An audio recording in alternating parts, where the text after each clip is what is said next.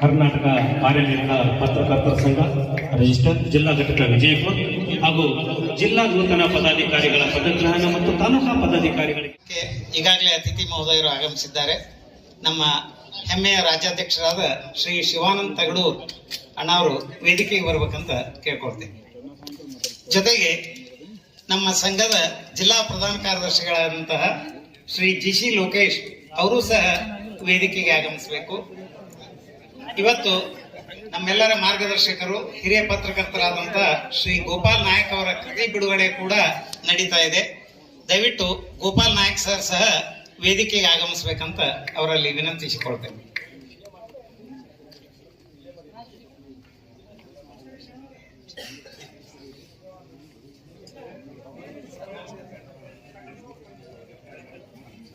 ಕಾರ್ಯನಿರತ ಪತ್ರಕರ್ತರ ಸಂಘದ ಜಿಲ್ಲಾ ಘಟಕ ಹಾಗೂ ಜಿಲ್ಲೆಯ ಎಲ್ಲ ತಾಲೂಕು ಘಟಕಗಳ ವತಿಯಿಂದ ಕಾರ್ಯಕ್ರಮಕ್ಕೆ ತುಂಬು ಹೃದಯದ ಸ್ವಾಗತವನ್ನ ಕೋರ್ತೇನೆ. ಜೊತೆಗೆ ನಮ್ಮ ರಾಜ್ಯಾಧ್ಯಕ್ಷರ ಬಲಗೈ ಭಂಟರಾಗಿ ಅತ್ಯಂತ ಜವಾಬ್ದಾರಿಯಿಂದ ಸಂಘವನ್ನ ಮುನ್ನಡೆಸಿಕೊಂಡು ಹೋಗ್ತಾ ಇರುವಂತಹ ನಮ್ಮ ರಾಜ್ಯ ಪ್ರಧಾನ ಕಾರ್ಯದರ್ಶಿಗಳಾಗಿರುವಂತಹ ಶ್ರೀ ಜಿಸಿ ಲೋಕೇಶ್ ಅವರಿಗೂ ಸಹ ನಮ್ಮ ಜಿಲ್ಲಾ ಘಟಕ ಹಾಗೂ ಎಲ್ಲ ತಾಲೂಕು ಘಟಕಗಳ ವತಿಯಿಂದ ಹೃದಯಪೂರ್ವಕ ಸ್ವಾಗತವನ್ನ ಕೋರ್ತೇನೆ.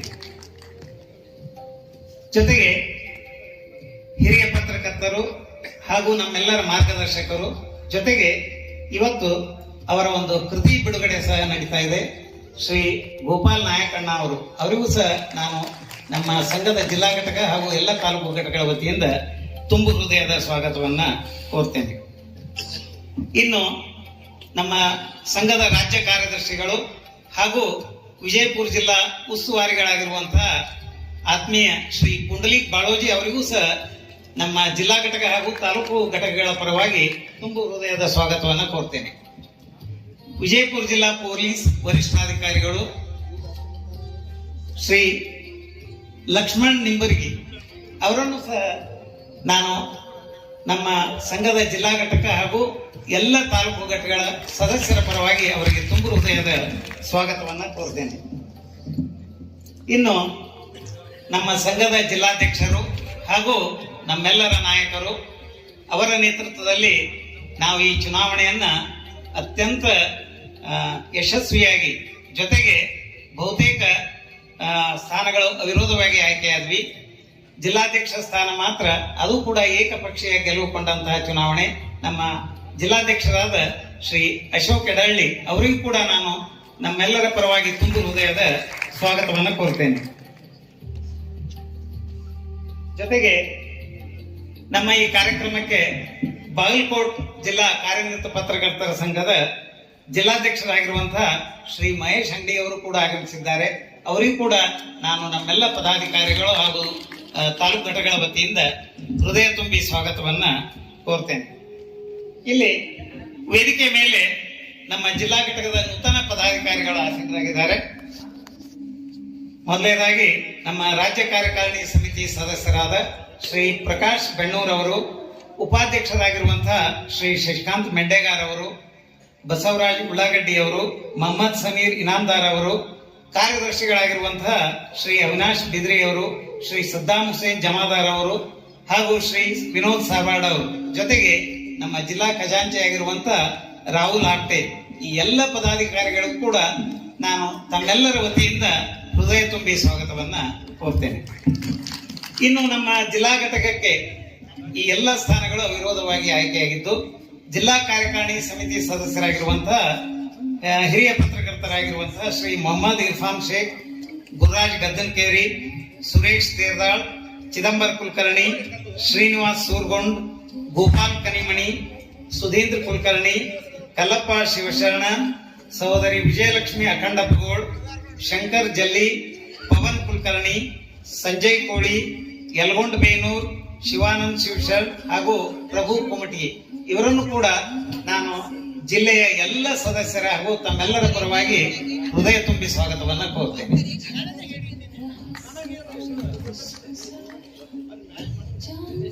ಈಗ ನಮ್ಮೆಲ್ಲರ ಮಾರ್ಗದರ್ಶಕರು ಹಾಗೂ ಹಿತೈಷಿಗಳಾಗಿರುವಂತಹ ವಾರ್ತಾ ಮತ್ತು ಸಾರ್ವಜನಿಕ ಸಂಪರ್ಕ ಇಲಾಖೆಯ ಸಹಾಯಕ ನಿರ್ದೇಶಕರಾಗಿರುವಂತಹ ಶ್ರೀ ಅಮರೇಶ್ ದೊಡಮನಿ ಅಣ್ಣವರು ಆಗಮಿಸಿದ್ದಾರೆ. ಅವರನ್ನು ಕೂಡ ನಾನು ವೇದಿಕೆಗೆ ಬರಮಾಡಿಕೊಳ್ಳುತ್ತಾ ಜಿಲ್ಲಾ ಘಟಕ ಹಾಗೂ ಎಲ್ಲ ತಾಲೂಕು ಘಟಕಗಳ ಪರವಾಗಿ ಹೃದಯ ತುಂಬಿ ಸ್ವಾಗತವನ್ನ ಕೋರ್ತೇನೆ.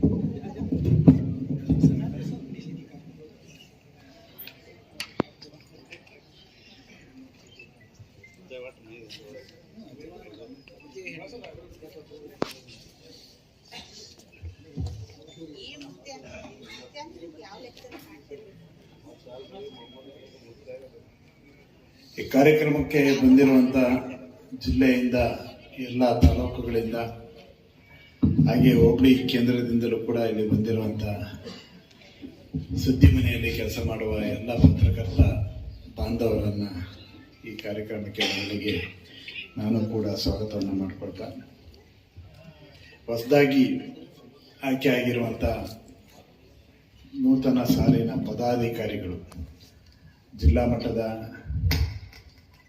ಪದಾಧಿಕಾರಿಗಳಿಂದ ಹಿಡಿದು ತಾಲೂಕು ಕೇಂದ್ರಗಳಲ್ಲಿ ತಾಲೂಕಿನ ಘಟಕದ ಪದಾಧಿಕಾರಿಗಳಾಗಿ ಆಯ್ಕೆ ಆಗಿರುವಂತಹ ಎಲ್ಲ ಸನ್ಮಿತರಿಗೆ ಮತ್ತೊಮ್ಮೆ ನಾನು ಹೃತ್ಪೂರ್ವಕವಾಗಿ ಅಭಿನಂದನೆಗಳನ್ನು ಸಲ್ಲಿಸ್ತೇನೆ. ಇವತ್ತು ವಿಶೇಷವಾದ ಸಂದರ್ಭದಲ್ಲಿ ನಾವು ನೀವು ಮುಖಾಮುಖಿಯಾಗಿದ್ದೇವೆ. ಇದೊಂದು ಐತಿಹಾಸಿಕ ನಗರಿ. ಇದೇ ಸಭಾಂಗಣದಲ್ಲಿ ನಡೆದಂಥ ರಾಜ್ಯ ಪತ್ರಕರ್ತರ ಸಮ್ಮೇಳನದ ಸವಿನೆನಪು ಯಾವಾಗಲೂ ಕೂಡ ನಮ್ಮ ಮನಸ್ಸಿನ ಆಳದಲ್ಲಿ ಈಗಲೂ ಕೂಡ ಇಡೀ ರಾಜ್ಯದ ಉದ್ದಗಲಕ್ಕೆ ಇಲ್ಲಿ ನಡೆದಂಥ ಸಮ್ಮೇಳನದ ಸವಿನೆನಪುಗಳು ಈಗಲೂ ಹಚ್ಚ ಹಸಿರಾಗಿವೆ. ಅದಕ್ಕೆ ಕಾರಣಕರ್ತರಾಗಿದ್ದು ಇಡೀ ಬಿಜಾಪುರ ಜಿಲ್ಲೆಯ ಎಲ್ಲ ಪತ್ರಕರ್ತರು, ಸಂಗಮೇಶ್ ಚೂರಿ ಅವರ ನೇತೃತ್ವದಲ್ಲಿ, ಆಗಿನ ಅಧ್ಯಕ್ಷರಾಗಿದ್ದಂಥ ಚೂರಿ ಅವರ ನೇತೃತ್ವದಲ್ಲಿ ನಡೆದಂಥ ಸಮ್ಮೇಳನ. ಅದಾದ ನಂತರ ಅನೇಕ ಕಾರ್ಯಕ್ರಮಗಳು ಕೂಡ ನಡೀತಾ ಬಂದಿದ್ದಾವೆ. ಅನೇಕರು ಪದಾಧಿಕಾರಿಗಳಾಗಿ ಕೂಡ ಕೆಲಸವನ್ನು ನಿರ್ವಹಣೆ ಮಾಡಿದ್ದೀರಿ. ಈಗ ಮತ್ತೊಮ್ಮೆ ಈ ಅವಕಾಶವನ್ನು ಅಶೋಕ್ ಕೆಡೆಹಳ್ಳಿ ಅವರು, ಅವತ್ತು ಸಮ್ಮೇಳನ ನಡೆಯುವಾಗ ಅವರೇನೂ ಆಗಿರಲಿಲ್ಲ, ಆದರೆ ಇವತ್ತು ಕೆಲಸ ಮಾಡಿದವರಿಗೆ ಅವಕಾಶ ಸಿಗುತ್ತೆ ಅನ್ನೋದಕ್ಕೆ ಅಶೋಕ್ ಎಡಳ್ಳಿ ಅವರು ಸಾಕ್ಷಿಯಾಗಿದ್ದಾರೆ. ನಿಮ್ಮೆಲ್ಲರ ಚಪ್ಪಾಳೆ ಮೂಲಕ ಅವರಿಗೆ ಅಭಿನಂದನೆಗಳನ್ನು ಸಲ್ಲಿಸೋಣ. ಇವತ್ತು ನಮ್ಮ ಬಿಜಾಪುರದ ಬಗ್ಗೆ ಮಾತನಾಡೋದಾದರೆ ಅನೇಕ ಸಂದರ್ಭಗಳಲ್ಲಿ ನಾವು ಇದನ್ನು ಉಲ್ಲೇಖ ಮಾಡ್ತಾನೆ ಇರ್ತೀವಿ. ಯಾಕೆ ಉಲ್ಲೇಖ ಮಾಡ್ತೀವಿ ಅಂದರೆ, ಬಹುಶಃ ಇದು ಗಡಿ ಜಿಲ್ಲೆಯಲ್ಲಿ ಇದ್ದರೂ ಕೂಡ ಬಹುಶಃ ಇಡೀ ಹಿಂದೂಸ್ತಾನದಲ್ಲಿ ಅತಿ ಹೆಚ್ಚು ಆಳ್ವಿಕೆಯನ್ನು ಬೇರೆ ಬೇರೆಯವರು ಮಾಡಿರುವಂಥದ್ದು ಯಾರು ಇದ್ದರೆ ಬಹುಶಃ ಈ ಬಿಜಾಪುರ ಜಿಲ್ಲೆನ, ನನಗೆ ಅನಿಸ್ದಂಗೆ ಬಿಜಾಪುರನೇ ಅತಿ ಹೆಚ್ಚು ಬಾರಿ. ಯಾಕಪ್ಪ ಏನೋ ಗುಂಡು ಹೊಡೆಯುತ್ತಲ್ಲ ಇದು ಮಾತಾಡೋಕ್ಕಿಂತ ಮುಂಚೆನೆ.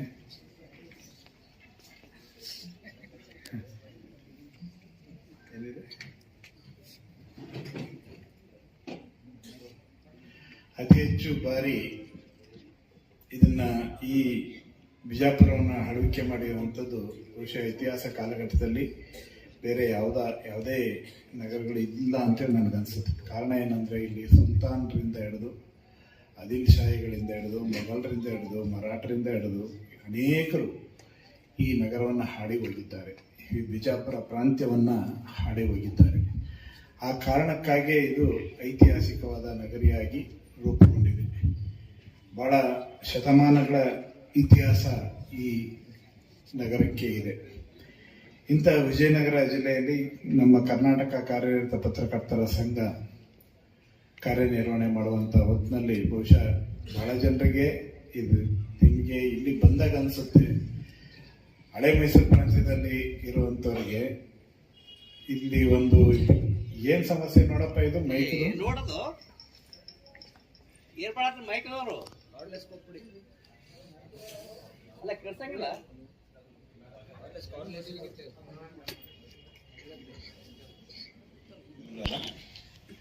ಸರಿ.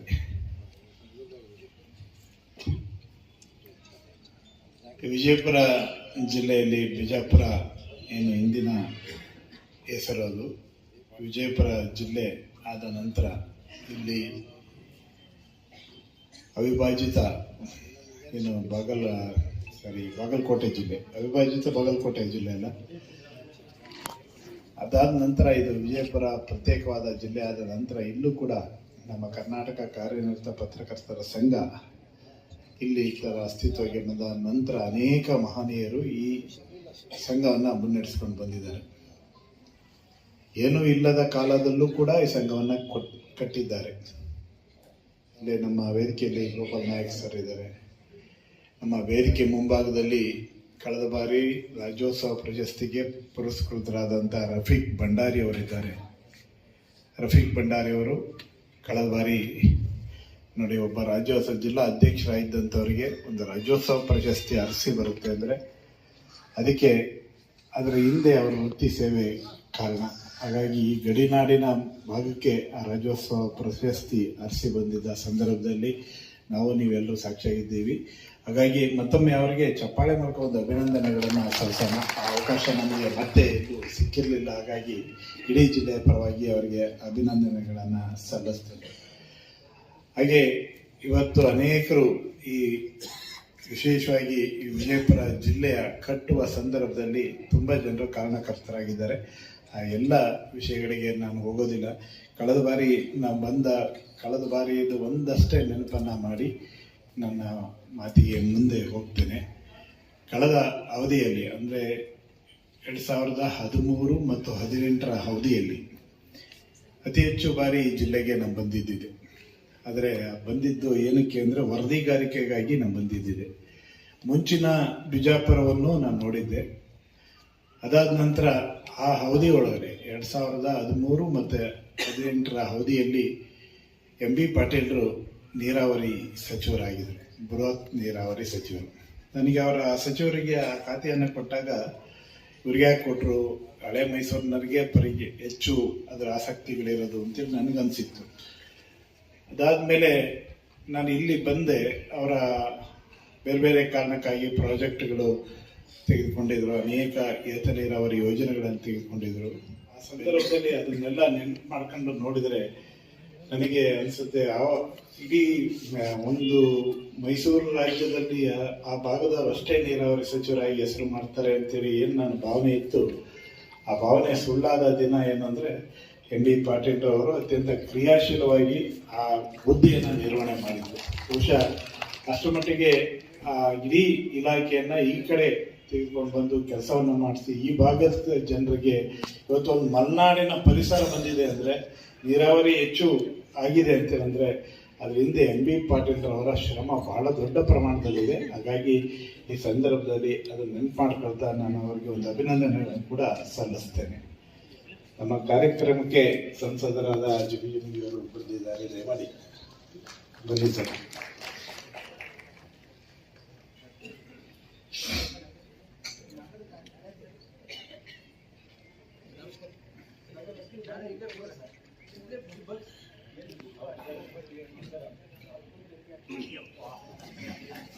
ಎಲ್ಲ ನೆನಪುಗಳನ್ನ ಮತ್ತೊಮ್ಮೆ ನೆನಪು ಮಾಡ್ತಾ ಇರ್ತಾ ಇವತ್ತು ಈಗಷ್ಟೇ ಸಂಸದರು ಬಂದಿದ್ದಾರೆ. ಅವರಿಗೆ ನಿಮ್ಮೆಲ್ಲರ ಚಪ್ಪಾಳೆ ಮೂಲಕ ನಾನೇ ಸ್ವಾಗತವನ್ನು ಕೋರ್ತೇನೆ.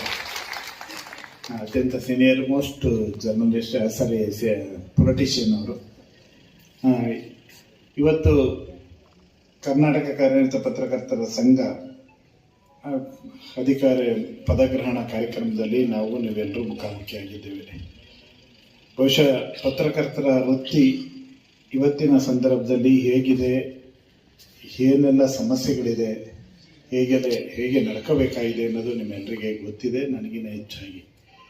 ಆದರೂ ಕೂಡ ಔಪಚಾರಿಕವಾಗಿ ಈ ವಿಷಯಗಳನ್ನು ಪ್ರಸ್ತಾಪ ಮಾಡಿ ಮಾತನಾಡಲೇಬೇಕಾದಂಥ ಅನಿವಾರ್ಯತೆ ಕೂಡ ಇದೆ. ಇವತ್ತು ಪತ್ರಕರ್ತ ಅಂದ ತಕ್ಷಣ ಒಂದು ಸಲ ಎದೆಮುಟ್ಟಿ ನೋಡಿಕೊಳ್ಳುವ ರೀತಿಯಲ್ಲಿ ಪರಿಸ್ಥಿತಿಗಳು ಇವತ್ತಿನ ಸಂದರ್ಭದಲ್ಲಿ ಇದೆ. ಬಹುಶಃ ಹಿಂದೆ ಸ್ವತಂತ್ರ ಪೂರ್ವದಲ್ಲಿ, ಸ್ವತಂತ್ರ ಕಾಲಘಟ್ಟದಲ್ಲಿ, ಸ್ವತಂತ್ರ ನಂತರ ಪತ್ರಿಕೋದ್ಯಮಕ್ಕೆ ಇದ್ದಂಥ ಘನತೆ ಇವತ್ತಿನ ಸಂದರ್ಭಕ್ಕೆ ಮುಕ್ಕಾಗಿ ಹೋಗ್ತಾ ಇದೆಯಾ ಅನ್ನುವಂಥ ಪ್ರಶ್ನೆ ನನಗೆ ಕಾಣ್ತಾ ಇದೆ. ಸ್ವತಂತ್ರ ಪೂರ್ವದಲ್ಲಿ ನಮಗಿದ್ದದ್ದು ಇಡೀ ದೇಶಕ್ಕಾಗಿ ಪತ್ರಿಕೋದ್ಯಮ, ದೇಶಕ್ಕಾಗಿ ನಾವು, ಸೇವೆಗಾಗಿ ನಾವು ಅನ್ನುವಂಥ ಪತ್ರಿಕೋದ್ಯಮ. ಸ್ವತಂತ್ರ ನಂತರದ ಪತ್ರಿಕೋದ್ಯಮ ಅಭಿವೃದ್ಧಿಯ ಕಡೆಗೆ ವಾಲುವಂಥ ಪತ್ರಿಕೋದ್ಯಮ, ಒಂದು ಬದ್ಧತೆಗಾಗಿ ಇದ್ದಂಥ ಪತ್ರಿಕೋದ್ಯಮ.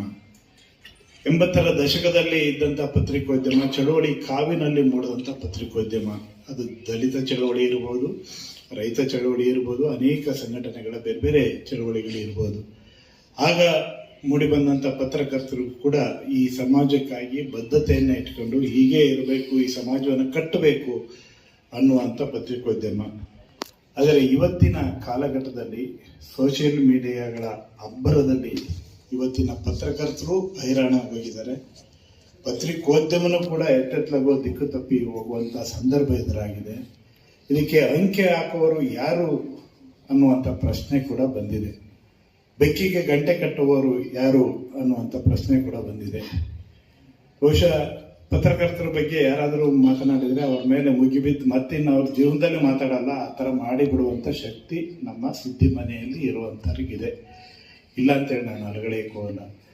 ಆದರೆ ನಾವು ಆ ವೃತ್ತಿ ಒಳಗಡೆ ಕೆಲಸವನ್ನು ಸರಿಯಾಗಿ ಮಾಡ್ತಾ ಇದ್ದೀವ ಅನ್ನೋವಂಥ ಪ್ರಶ್ನೆ ಎತ್ತಿದ್ರೆ ಅದು ಈಗಲೂ ಕೂಡ ಕ್ವಶನ್ ಮಾರ್ಕ್ ಆಗಿ ಉಳಿತಾ ಇದೆ.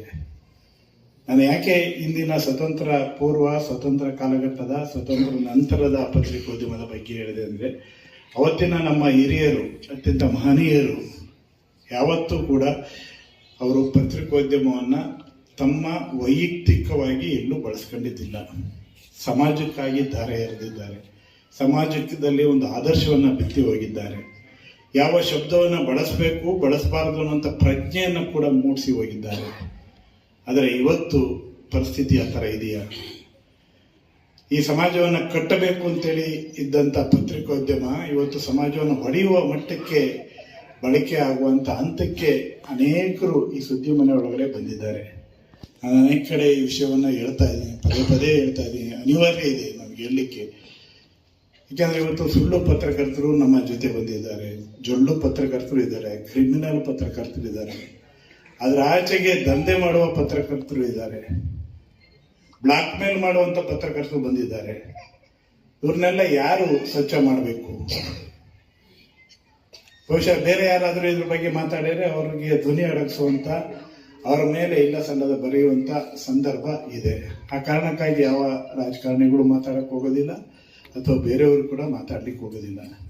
ಸುದ್ದಿ ಮನೆಯನ್ನು ಯಾರು ಸ್ವಚ್ಛ ಮಾಡ್ಕೋಬೇಕು? ನೈಜ ಪತ್ರಕರ್ತರು ಇವತ್ತು ತಮ್ಮ ಅಸ್ತಿತ್ವವನ್ನು ಉಳಿಸ್ಕೋಬೇಕು ಅಂದರೆ, ನೈಜ ಪತ್ರಿಕೋದ್ಯಮ ತನ್ನ ಅಸ್ತಿತ್ವನ ಘನತೆಯನ್ನು ಉಳಿಸ್ಕೋಬೇಕು ಅಂದರೆ ಈ ಮನೆಯನ್ನು ನಾವೇ ಸ್ವಚ್ಛ ಮಾಡ್ಕೋಬೇಕು, ಬೇರೆ ಯಾರು ಮಾಡ್ಲಿಕ್ಕಾಗೋದಿಲ್ಲ.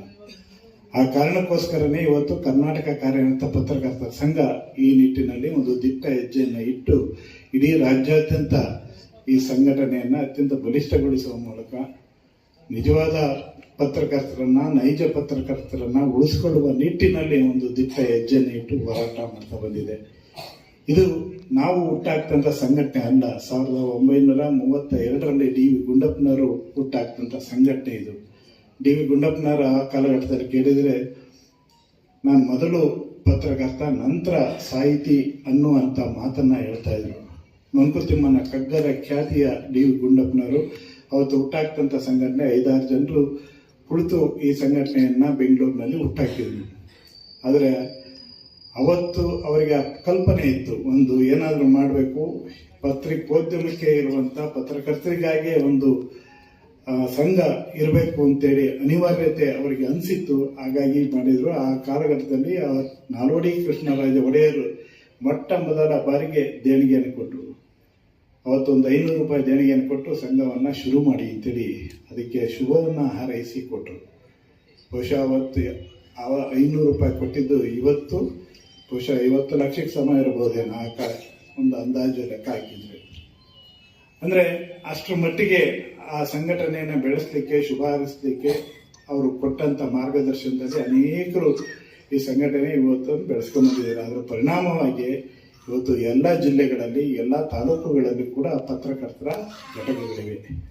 ಅದರ ಪರಿಣಾಮವಾಗಿ ಅವತ್ತು 5-6 ಜನ ಏನು ಸದಸ್ಯರಾಗಿ ಹುಟ್ಟಾಕಿದ್ರು ಈ ಸಂಘಟನೆ ಇವತ್ತು ನಾಡಿನ ಉದ್ದಗಲಕ್ಕೆ 10,000ಕ್ಕೂ ಹೆಚ್ಚು ಜನ ಇರುವಂತ ಸಕ್ರಿಯ ಸದಸ್ಯರನ್ನು ಹೊಂದಿರುವಂತ ಇಡೀ ಭಾರತ ದೇಶದಲ್ಲಿ ಬೃಹತ್ತಾದ ಸಂಘಟನೆ ಯಾವ್ದಾರು ಇದೆ ಅಂದ್ರೆ ಅದು ಕರ್ನಾಟಕ ಕಾರ್ಯನಿರತ ಪತ್ರಕರ್ತರ ಸಂಘ ಅನ್ನೋದು ನಮಗೆ ನಿಮಗೆಲ್ಲರಿಗೂ ಕೂಡ ಹೆಮ್ಮೆ ತರುವಂತ ಸಂಘಟನೆ. ತುಂಬಾ